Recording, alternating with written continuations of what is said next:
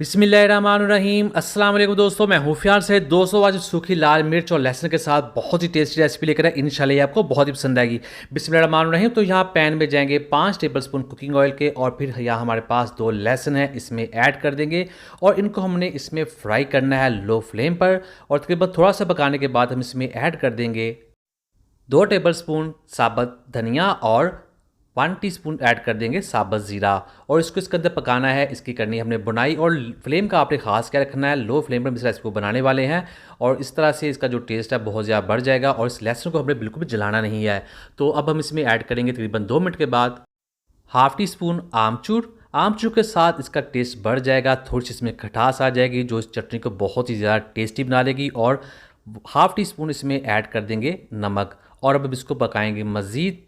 तो ये देखिए यहाँ हम इसको पका लिया, थोड़ा सा इसका जो कलर है वो चेंज हो चुका है। तो अब बारी है इसमें सूखी लाल मिर्ची ऐड करने की।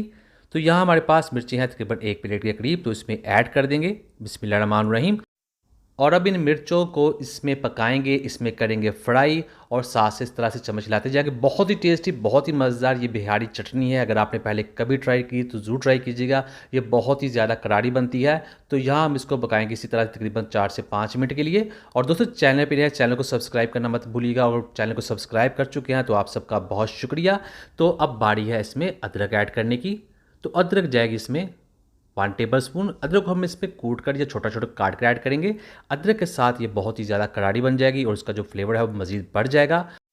तो यहाँ इसको पका लेंगे, और इसका जो अदरक का कच्चापन है वो भी ख़त्म कर लेंगे। और आपको दिखाते हैं लहसुन को भी इस हमने बहुत अच्छे तरीके से पका लिया है, उसकी जो स्मेल है वो ख़त्म कर लिया है, और इसका जो कलर है वो भी ख़राब नहीं हुआ, और वो बहुत ही अच्छे तरीके से अंदर तक पक चुका है। तो आपको दिखाते हैं, ये देखिए, इसको दबा कर दिखाते हैं आपको। ये देखिए नरम हो चुका है, और ये तैयार हो चुकी है हमारी चटनी। तो यहाँ फ्लेम बंद कर देंगे और इसको नीचे उतार लेते हैं बिस्मिल्लाहिर्रहमानिर्रहीम।